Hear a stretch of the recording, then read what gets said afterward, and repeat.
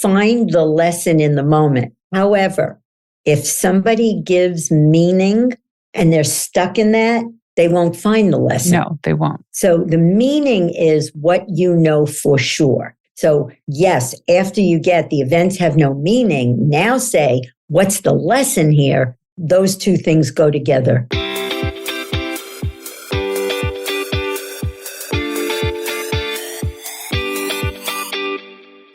Hey, it's Renee. Welcome to the Into the Wild Show, the podcast for women who want to build incredible mental strength to level up their business and lifestyle. I'm Renee Warren, the founder of We Wild Women, author, speaker, award-winning entrepreneur, and your host.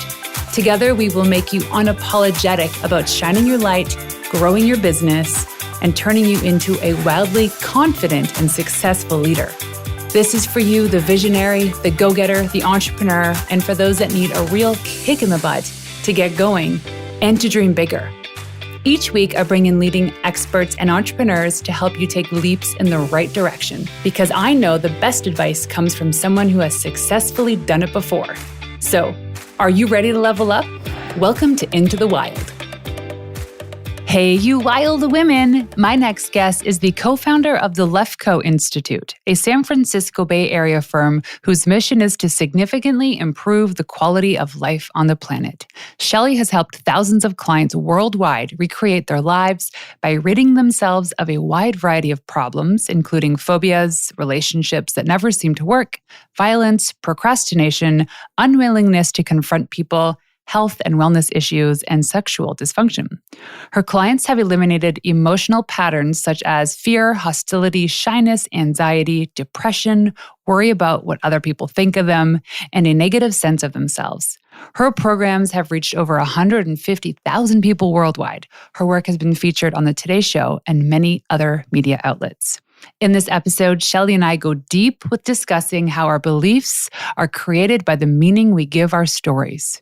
You'll want to stick to the end as she leaves with a gentle reminder about why it's so important to be present with your kids. Please welcome the incredible Shelly Lefkoe. Hi, Renee. Thanks for joining me. Oh, it's my pleasure. Happy to be here. Yeah, you have some really interesting work that you've been doing for quite some time. I can't wait to jump in. So tell us really quickly, where are you located? I'm in the Bay Area in Marin County near San Francisco. California. California. I know. I love California. From my accent, you would never know that, right? I don't know. I would guess, as a Canadian, I would guess maybe New York. Is that right? Oh, yeah. Very few people get that wrong. I bet. Well, from my accent, people assume I'm American. That's right. Yeah. There's some words that come out. They're like, oh, there it is. There's the Canadian. About. Okay, so tell us a little bit about what you do. Well, I help people get rid of unwanted patterns such as procrastination, anxiety, fear of public speaking, being afraid to step out, whatever problems, issues you have, by helping them quickly and permanently eliminate the beliefs that cause those problems. Wow. And it's before we press record too, I was like, I didn't even know, because we were going through some questions and there was something that was so fascinating to me about like, what do you mean by a belief? Mm-hmm. Right? And we'll dive into this too, because it's fascinating to think, well, don't we all just know what a belief is? Yeah. It's interesting when my late husband and I started doing this almost 35 years ago, we said we help people eliminate beliefs. And I'll tell you why we do that in a minute. They would say, what do you mean beliefs? You know, like a religious belief? So now, of course, everybody talks about beliefs because most people now know that you can't make permanent change without changing beliefs. So we were kind of in from the very beginning. So a belief is a statement about reality that we hold as the truth. So it's not wishy-washy. It's not, I kind of believe it, I'm not sure. It's a belief. And most of our beliefs are unconscious. We don't even know that we have them. And the most fascinating thing about my work is no amount of evidence gets rid of beliefs. So I've worked with Harvard PhDs who have the belief, I'm stupid.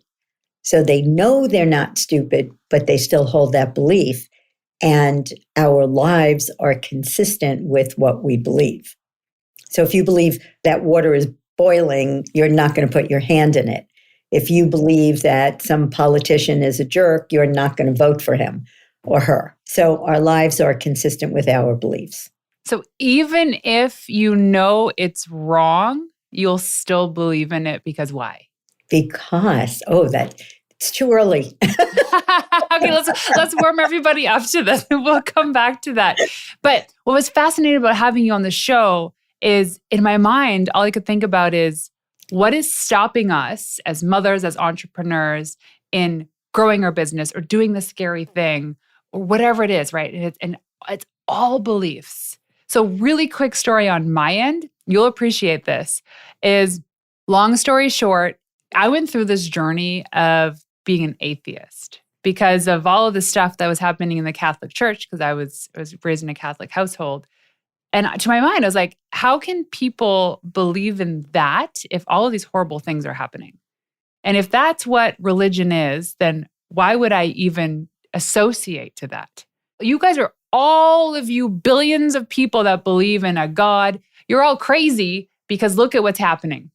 And then so I went from a belief to a separate belief with conviction. And I bought all the books on what it means to be an atheist. And I was like, oh, these people are right. Everybody else is wrong. And then I did some personal development. And it took a while. And I got to know the curiosity stage. And I was like, okay, so then I'll start like asking questions about why people believe. And here's the thing about this is whether or not they think it's real, the belief of it being real was enough for them to have faith in their lives. And it was so beautiful and so fascinating. So I'm like, one day I woke up, turned to my husband, I was like, I'm a believer. He goes, what happened? And it was just a journey of personal development. But like understanding, you get to this point of like pure adulting in understanding and really asking the questions about why somebody believes, even though you completely disagree with them, was like where my curiosity grew. And it was a beautiful thing. Great story. It's a great story. So I want to know the meaty thing right off the bat. What's the single thing that stops us from having everything we want to be, do, and have? So, and I love the fact that a lot of you are parents because parenting is my passion. I've traveled the world doing parenting workshops because it just speaks to my heart because I want to stop having clients at some point so I could just go and live in Hawaii. No, my daughter lives in Hawaii. So here's the deal. We come into this world as little balls of consciousness. And we don't know if we're good enough or not good enough. We don't know if money is scarce and hard to get or abundant. We don't know if the world is safe or dangerous. We don't know if, and I'm going to tell you a perfect story for you. We don't know if being an entrepreneur is thrilling or risky. We don't know anything. And we get here, and the first thing that happens is we look at our parents, and if we get criticized, children ask, every child in the entire world, I have clients in Uganda, in every country on the planet. And when I ask them, what do your children do when you come home? They say, run to me. What do they want? They want three things: affection, attention, and acknowledgement.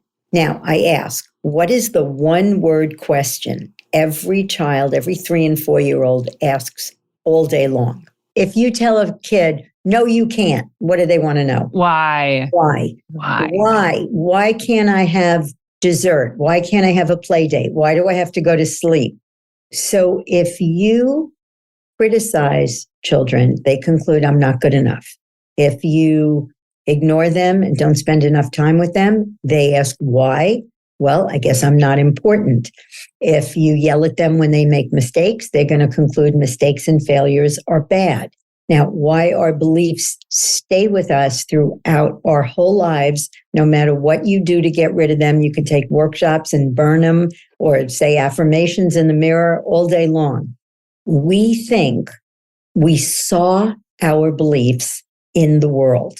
Like if somebody else was there, if Renee was there, she would have seen that you're not good enough, or that life is hard, or that money is scarce and hard to get, Or I just had a session with someone who had called me 10 years ago, and he said, my father always told me that jobs are secure and being an entrepreneur isn't. And he saw his father go bankrupt and lose everything. And he had that belief. And he came to me, he said, I'm terrified to leave my job. I want to become an entrepreneur. We got rid of that belief. We got rid of, I can't remember, but another belief.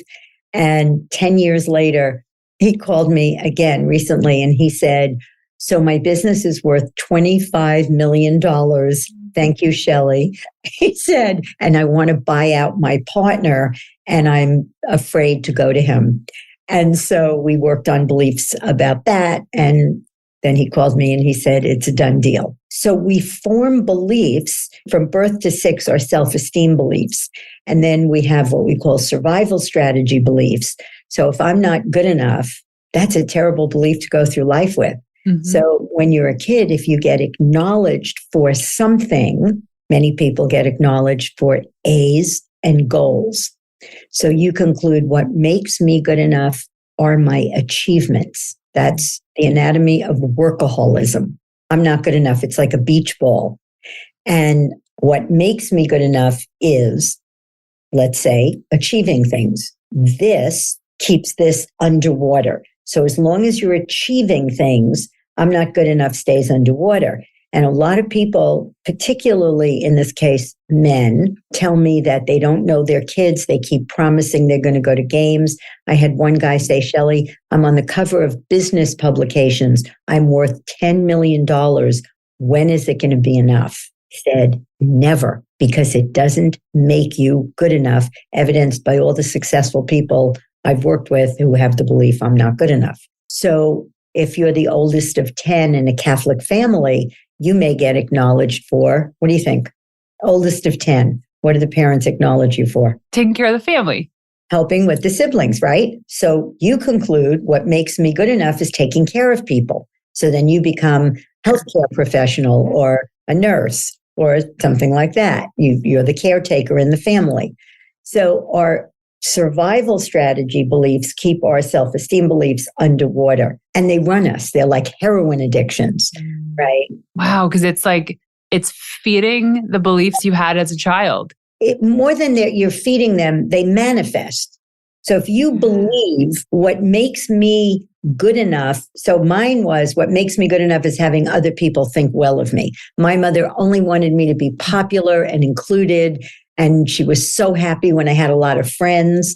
So I have millions of friends all over the world, but not a lot of degrees and certificates because that was never what I was acknowledged for. Uh-huh. So I would walk away going, what did this one think? And what did that one think? And that belief, listen, everyone, that belief, what makes me good enough is having other people think well of me, will keep you from pulling the trigger to be an entrepreneur.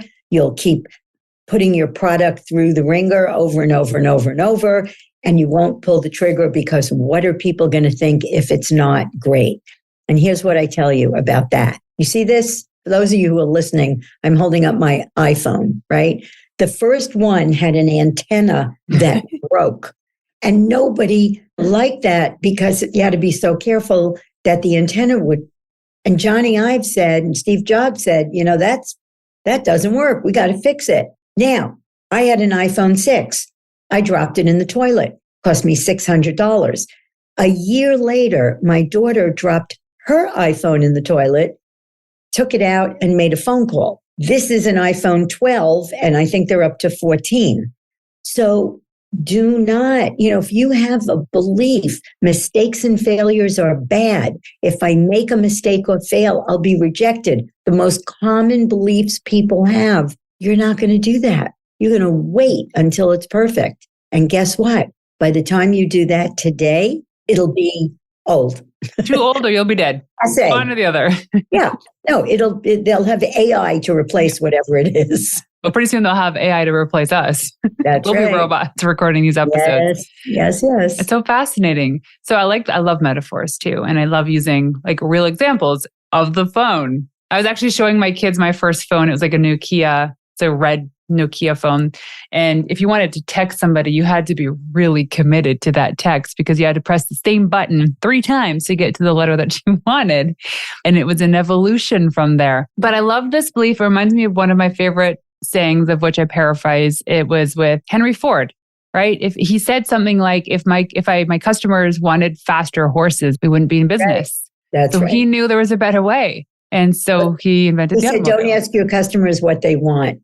Yes, give them what they need. Exactly. If I listened to my customers, I would have made faster horses. Exactly. Because the customer's belief was, we just need faster, healthier horses. Yep. Nobody called Steve Jobs and said, get this giant boombox off my shoulder. Right. And then there was the iPod that came out. That's right. Which was so cool. And I remember the turny thing to get to all the songs. And now look at what we have. We can just talk to it. All we have to say is the S word, Siri. Hey, Siri, play me a song. And it's all there. And that's all because of people's beliefs, right? Maybe they choose to like break down some conditioning beliefs like inventions. What did Steve Jobs believe? Anything is possible. Wow. He called it a distorted reality field. Except guess what? It happened.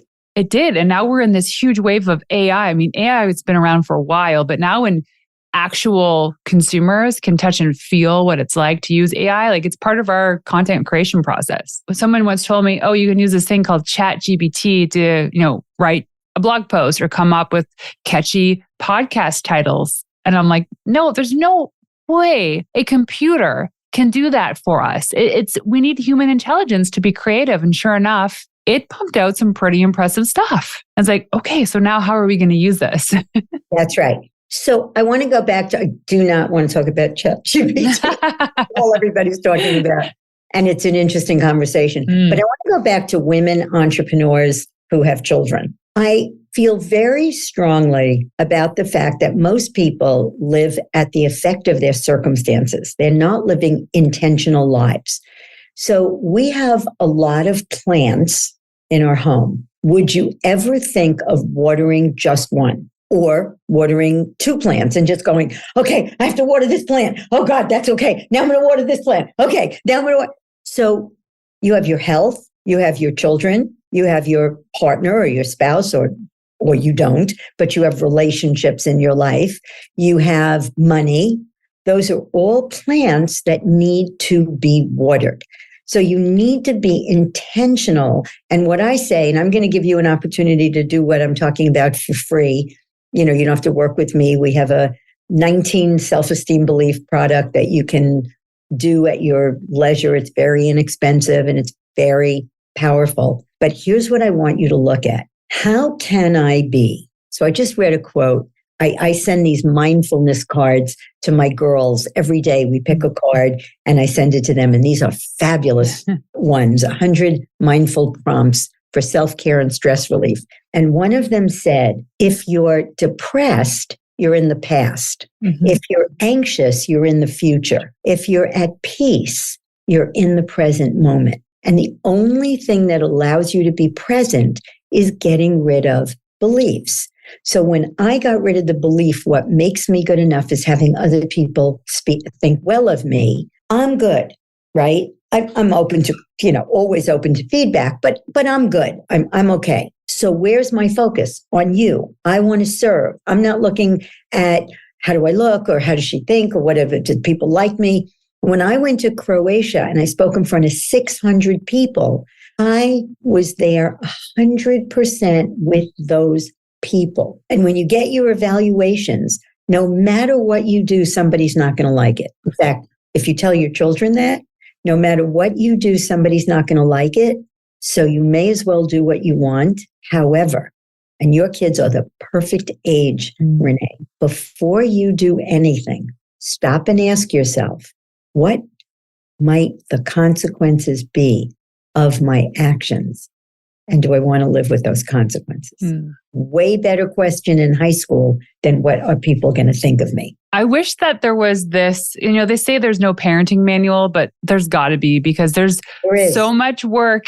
I know you've got this. I've got it. There's so much work that needs to happen or should happen before someone becomes a parent. Because I know psychologically, the first 7 years of a child's life is so crucial. And when you're a new parent, you're clueless. You're clueless about what's going on and you're tired, you're exhausted, you're anxious. You don't know what questions to ask. You don't know where to get help. And all of a sudden, like the kids are absorbing this energy and they're absorbing your reaction. They're like, oh, if that's how mama says to do something, then that's the way it should be, because they don't have anybody else to learn from. There's no other inspiration around them. So I have regrets, a lot of regrets. And we're unconditioning some of these behaviors because they got it from me. And I was like, oh, that's not good. I think it was my husband that said this from somebody else, is your kids are your biggest mirrors. Your kids are your biggest mirrors. They reflect back who you are. See, if you believe I'm not important, which is the second most common belief people have, and if you think you don't have it, ask yourself the question, if I'm in a room with very successful, wealthy people, do I feel just as important as them? And if you said no, if you believe I am important, you will feel important no matter who you're in a room with. So if you have the belief I'm not important and your child ignores you, you're going to get angry and upset. If you get rid of that belief, you'll just say, sweetie, I don't like to be ignored. I don't ignore you. No anger, no upset. Oh, that so translates to business. I just think of all the rooms I've been in, whether I'm speaking at an event, attending an event, it's a networking thing. And it's most people are smarter than me, or they've accomplished more, they've earned more money. It's funny how we classify some things, making somebody more important. That's right. When you just said that's not the reality. So someone could be worth $10 million, like your client, and I sit next to this person, all of a sudden now he's of more importance because he's earned more money. And maybe there's part of it that's like, people are relying on him to pay their bills because he has employees. So there's parts of it where there's like, the importance is there within his business. But as a soul sitting next to this person, we're equal. We are the same level of importance. So how do people get past that? So I'm going to give you an opportunity because I obviously, I don't have time to take you through the process. I've done that on a couple of podcasts, so I can come back and do it. But if you go to Eliminate Beliefs, I'm going to explain it in a minute. But if you go to eliminatebeliefs.com, you can eliminate a belief for free. Here's the thing. Again, I said it before and I'll just say it again.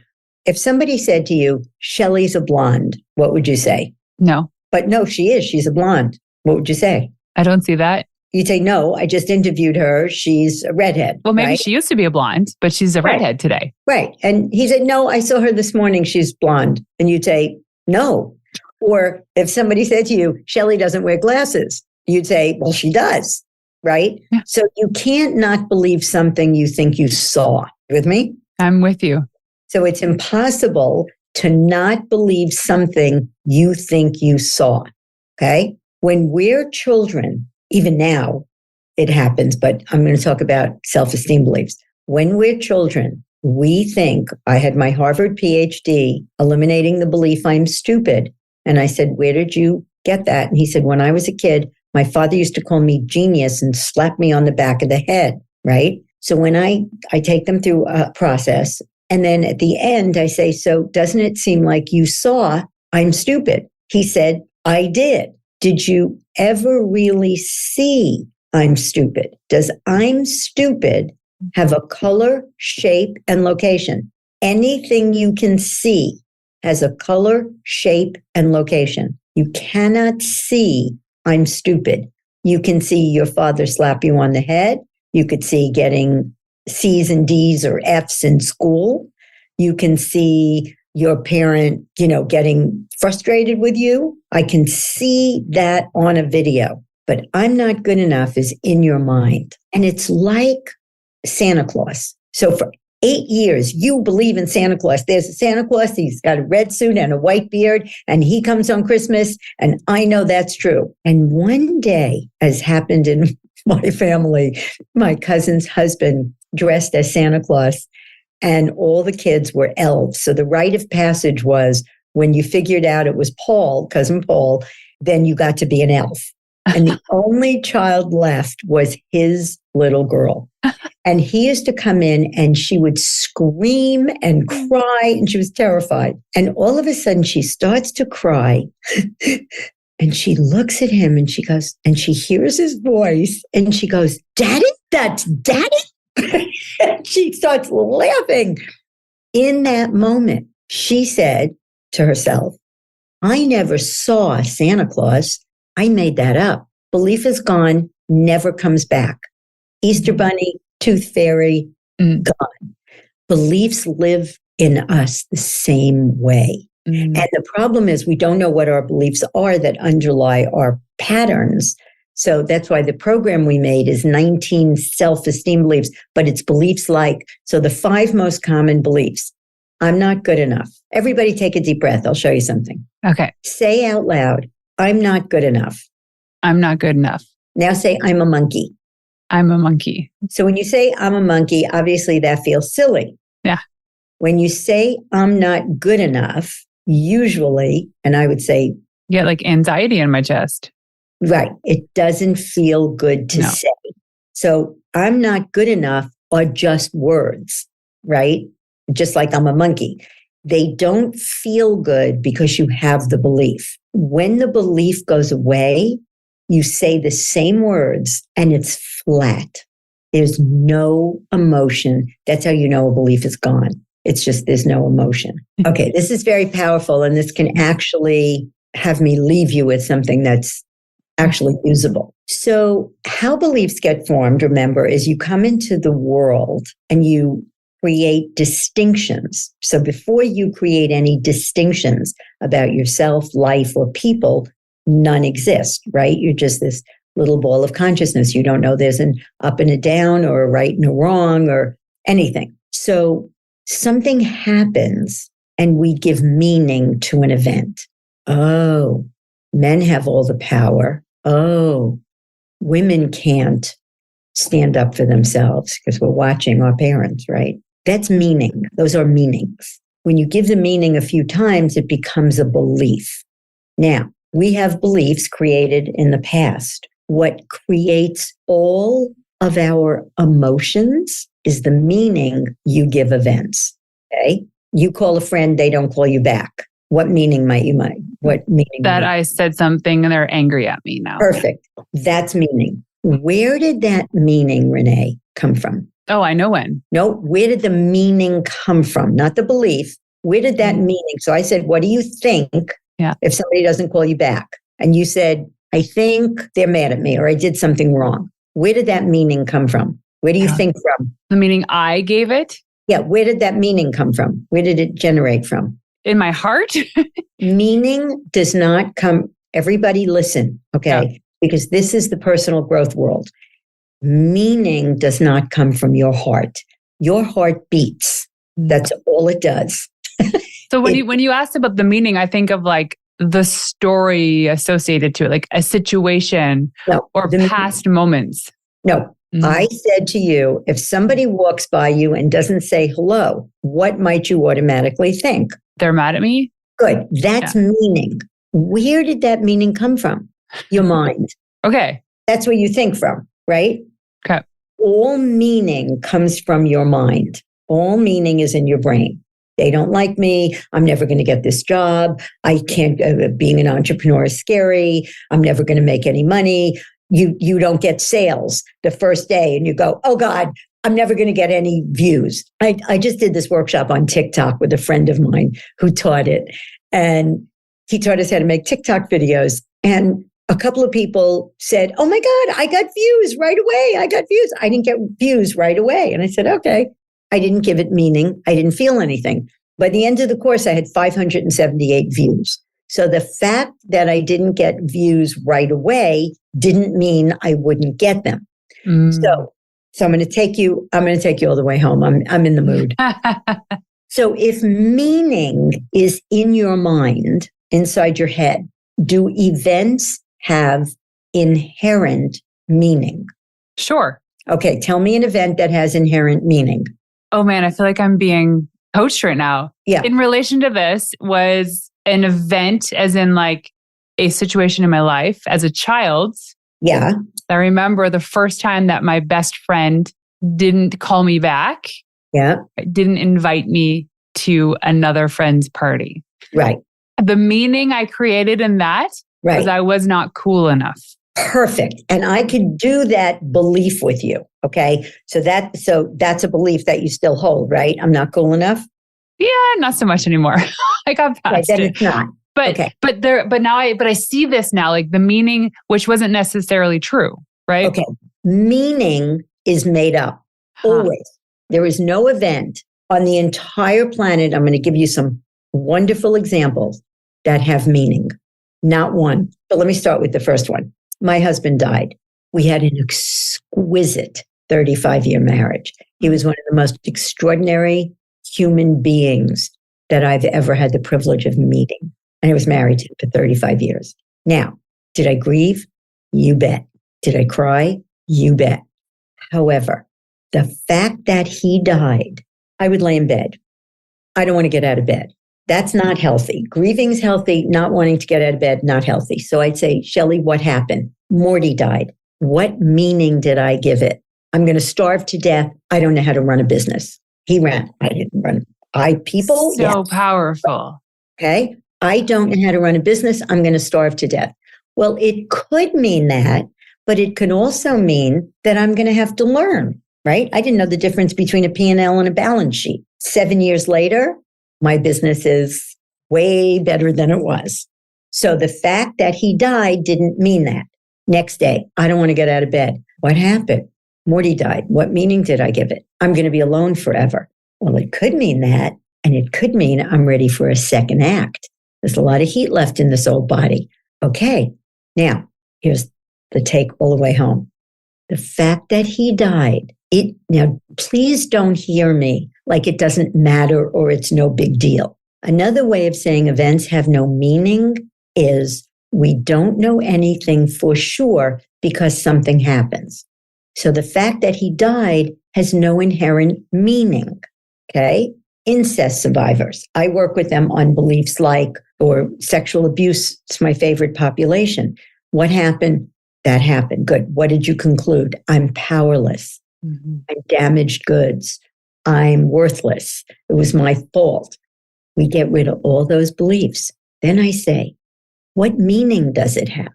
What do I know for sure because that happened to you? I work with people who are sex trafficked, PTSD gone, all that stuff gone. But when I say, what meaning does it have? None. It has no inherent meaning. You don't have to define yourself by something that happened 20 years ago. Now, how do we use this? If you get rid of beliefs, you won't have to do this because you won't give the events that meaning. You get rid of the belief, I'm not important, somebody ignores you, you don't give it that meaning. You get rid of the belief, I'm not good enough, and somebody gives you feedback, you don't give it the meaning, I'm stupid and I'm not good enough and I'm blah, blah, blah. You just don't. However, until you eliminate your beliefs, here's how you use it.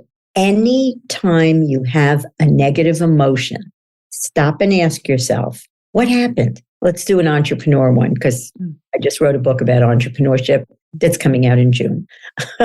You try to get funding for your business and 10 people say no. And you start to go, oh God, this is never going to happen. It's a terrible idea. And you start looking at those meanings and take one at a time. And if you can get, the event is out there.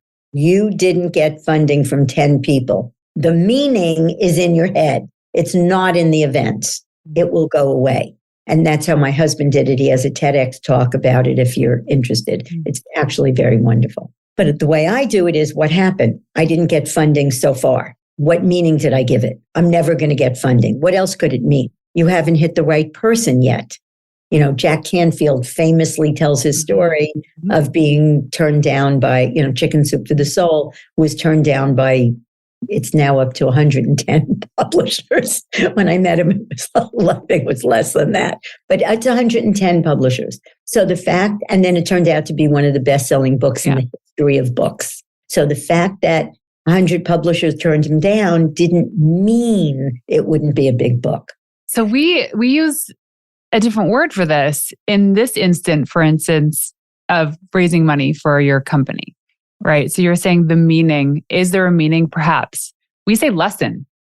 So if you believe in yourself enough, and so 10 people said no to you, What was the lesson in that? Was maybe you need to improve your deck. Maybe you're not explaining your product well enough. Maybe these aren't the right investors, right? And also, it's like if the first person said yes, how seemingly easy would it be for you to go and raise money? So like almost like the harder it is in this instance, the more you're actually going to tweak. If you really believe in this, the more you're going to tweak your pitch deck, tweak your presentation, tweak your list of investors so that you'll improve and get better. So the lesson, which is the meaning, is this: oh, maybe you need to improve your pitch deck. Maybe there's a better person to pitch. Maybe you need to refine the benefits of what it is you're trying to create. Yeah, but lesson and meaning are not synonymous. I love what you're saying. Find the lesson in the moment. However, if somebody gives meaning and they're stuck in that, they won't find the lesson. No, they won't. So the meaning is what you know for sure. That's exactly what means. So yes, after you get the events have no meaning, now say, what's the lesson here? Those two things go together fabulously. I love that. Hold up. I heard you wanted to get some media buzz around something you're launching or a special announcement you have. Am I right? I bet you're thinking, how do I do this? How do I find time to learn how to do PR and find the right journalist? Or should I hire an agency or publicist? Do I even have the budget for this? How much does something like this cost anyway? Well, it might have a little something you may like. An entire day dedicated to your PR needs, building out a strategy, media kit, media list, pitch angles, creative ways to reach the media, and custom videos to show you exactly how to implement the plan. All this without signing a 1-year retainer and hoping for the best. Enter my VIP day. You can spend an entire virtual day with me as we build out the master plan. No middleman, direct access to my team and me as we deep dive for 24 hours on how to help you get the media coverage of your dreams. All you have to do is show up for the morning call, send over the necessary assets, and we get to work laying the foundation for a business-boosting dose of world-class PR work. Not much for you to do, just hop on that morning call and leave the strategy to us. All you have to do is go to wewildwomen.com/VIP day to schedule a call and see if VIP day is right for your personal brand or business. That's wewildwomen.com/VIP day. When you say meaning too, I've been meaning to ask this. It seems right now that it's tied to like a negative train of thought, but could it be positive? Yeah, that's why I say the only time you want to do that, because meaning is always made up. So even if it's positive, it's not true. But if it's working for you, knock yourself out. Go keep it. When I say negative emotion, I mean an emotion you don't want. So most people don't want to feel angry or sad or depressed or disappointed. So if you have those emotions, have your emotions. I'm not telling you not to have your emotions. But when you're tired of having that emotion, then do this technique. What happened? My husband didn't kiss me hello. He's having an affair. What else could it mean? He had a hard day. But the fact that he didn't kiss you hello doesn't have meaning. We don't know anything. And even if you ask him, why didn't you kiss me hello? He might say, I don't know. I had a hard day. But if somebody really presses him, he might say, I don't know, maybe I was waiting for you to kiss me hello. Or somebody else says, no, it's the meaning is made up. So I have a good friend that she reached out about promoting my PR services to her big community. And she asked for the pitch deck and I sent it to her. And then she replied with all these questions. And here's the interesting thing about the PR industry is people always ask about guarantees. Like I'm sure you're working with an incredible company that's helping you get on shows. And they're never promised a guarantee. There's no guarantee because there's so much out of our control. But then she asked about the guarantees. And then I wrote this big, long email. It's probably the longest email I've ever written. I needed to get it off my chest about why the industry, there's actually like the American Public Relations Association tells people it's illegal according to their association to guarantee any sort of placement. So it was all like data-backed experience from like my 10 plus years in PR. And she replied saying, oh, like you need to hear what's going on in my industry, but like essentially this is unacceptable. You can't be selling something without a guarantee. And I said, let's chat. Didn't reply. Then I followed up with the email, didn't reply. Text message, didn't reply. I even saw her in person, but we were with each other's families. I just didn't think it was the right time to bring it up. And so finally I sent a message saying, is there any reason why you're not replying to me? But I was just distraught by this. I'm like, did I say something? Did I insult her? So I connected all of this meaning to this person not getting back to me. And when she finally did, it was a quick text message saying, so sorry, we've just onboarded so many clients and I'm drowning. I haven't had a time to reply. It had absolutely nothing to do with anything other than they were busy. And so I was just killing myself over this and the meaning, and to think how much more clarity I could have had. And I didn't really beat myself up that much, but it was silly. Like, why do we do this to ourselves? Why? Because we have beliefs. Yeah. It goes all the way back to the beginning. We have beliefs about, people. If I drill down with somebody, they'll always get to a belief. People, you can't count on or trust people. People won't be there for me. I'm not likable. Something wrong with me. As I said, the 5 most common beliefs are I'm not good enough. I'm not important. Mistakes and failures are bad. If I make a mistake or fail, I'll be rejected. And what makes me good enough is having other people think well of me. Those 5 beliefs, which are on the program, totally, when I look at being an entrepreneur, I wrote a book with someone because he heard me speak and he said, this is the missing piece. We have to do this, right? And it's called Hitting the Wall. Eliminate the beliefs that sabotage your business and your life. Here's the thing. If you want to be an entrepreneur and you don't want to work for anybody else and you want to be creative and you want to be your own boss, there is a level of self-expression that comes with that taking a chance is worth it. Because every day you go to work and you have this dream that you're not following, or you finally take the step and then you're afraid to express yourself in the way that you want because what if, right? And for me, expressing yourself and being fully, we were going to call the book Fully Alive, but now I have a course called Fully Alive. That's what makes it so worthwhile to eliminate these beliefs. That's why I give it out for free. You could plug in your own beliefs and take yourself through the process, because I want people to have freedom. You come through this life once in this body. I don't know about anything else, and when you get to the end of your life, you want to look back and say, that was awesome. I took a chance. I took a risk. I stepped out as opposed to I played it safe. I stayed where it was secure and safe. It's like, I don't know. Yeah. The idea of living a mediocre life sounds boring. And failure. My favorite failure, there's a million failure quotes. And if you have the belief mistakes and failures are bad, what I'm about to tell you is not going to make any difference at all. But Richard Branson says, if you're not failing a lot, you're going to be mediocre. Because if you're not failing, you're doing what you did yesterday, and you will never be successful doing what you did yesterday. Ooh, that's so good. I love that. Perfect example. I have a planner called the Morning Practice Planner. I published this almost a year ago. It took me a long time to actually publish this because I was fearful of judgment, right? Of course. Yep. This is what stops all of us. So I finally put it out there and I was like, screw it. People are going to buy it. And if they don't like it, they'll ask for a refund. I'll give it to them. Nobody has at all.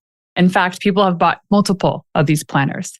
Well, last night I had my first in-person workshop because the first part of this planner, there's exercises. We go through creating mission statements, core values, setting your annual goals, how you break those goals up. I think my daughter just bought it because my daughter's with one like that and she's flipped over it. Yeah. What?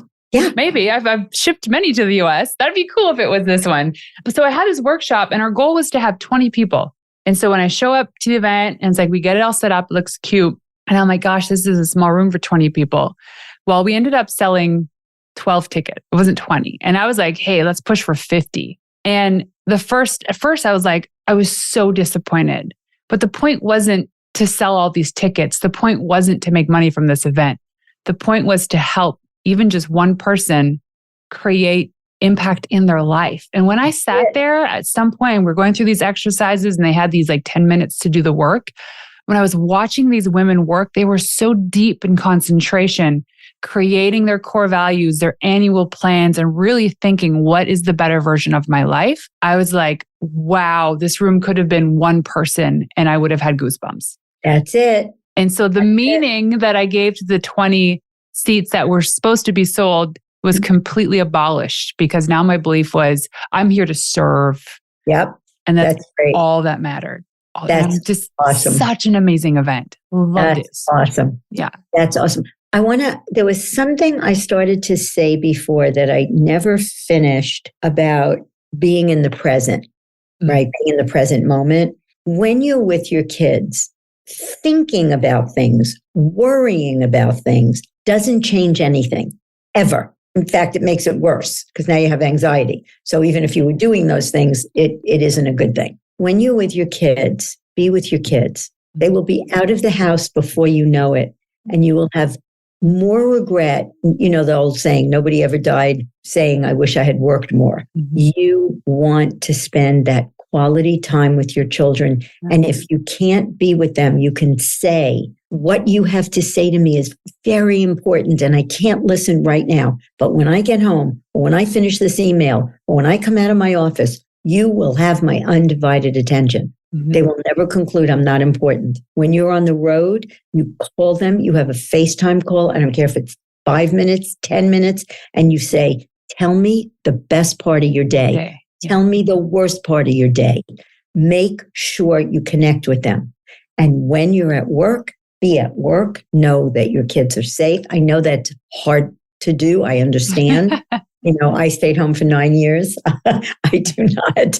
I have profound respect for those of you who are balancing both.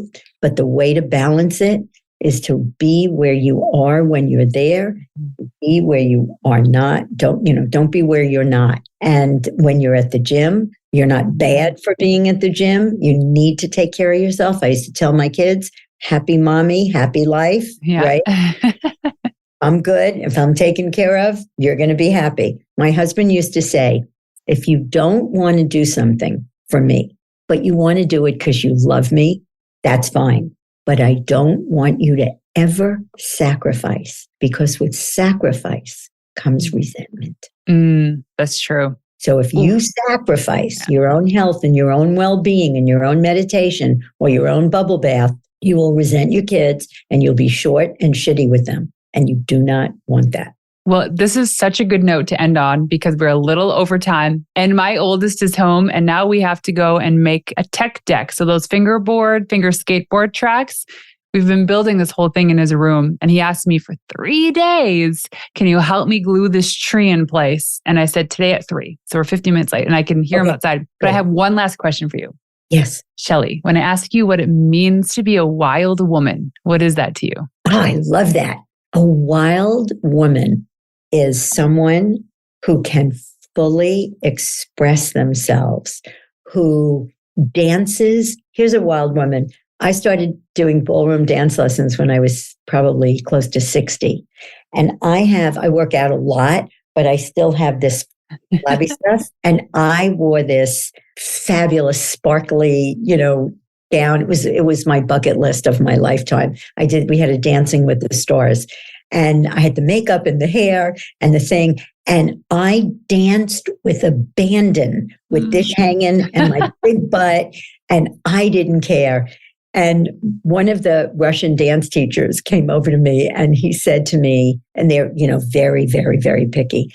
And he said to me, your technique leaves a lot to be desired. He said, but nobody puts on a show like you. That's a wild woman. I love that. That gave me goosebumps. When you're just so in it, I can tell you're just feeling it and you're just wiggling your butt. And I get that when I take drum lessons because I believe we need parts of our life that need to be completely polarizing.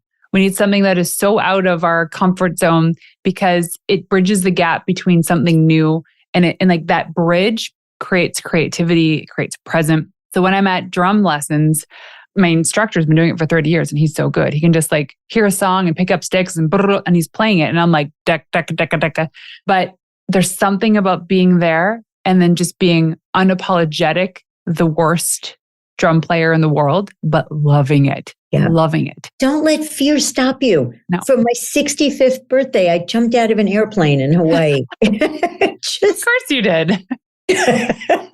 Oh my gosh. Okay. This is awesome. Thank you so much for joining us today. I'm going to go and take some notes because eliminatebeliefs.com. Don't forget. Yeah. Well, I was going to ask, where do people go to find you online?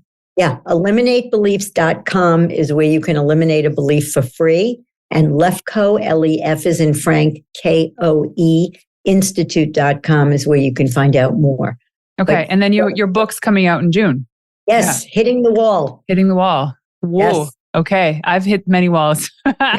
Thank you so much for joining us today. Thank you for having me. So there you have it. Thank you for tuning in to another episode of Into the Wild.